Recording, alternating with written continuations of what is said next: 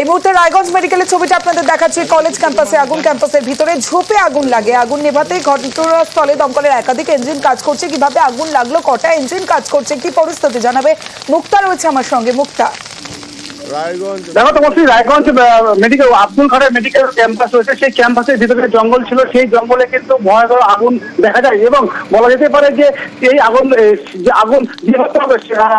দমকা হওয়ার করেছিল, সেই দমকা হওয়ার পাশাপাশি কিন্তু দ্রুত কিন্তু সেই আগুন ছড়িয়ে পড়ে।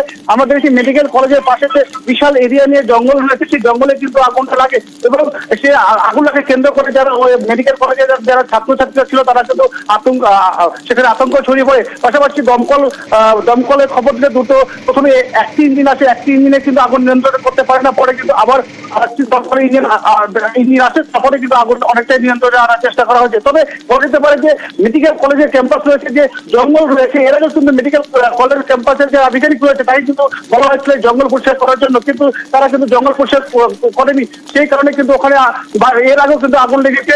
দমকলের পক্ষ থেকে দাবি করা হয়েছে এই জঙ্গল পরিষ্কার করা উচিত এবং এর আগেও কিন্তু আগুন লাগানো হয়েছিল। এই যে আগুন লাগানো কেন্দ্র করে এলাকায় চাঞ্চল্য ছড়িয়ে পড়ে। অবশেষে দমকলের দুটো ইঞ্জিন এসে কিন্তু আগুন কেন্দ্রে আনে।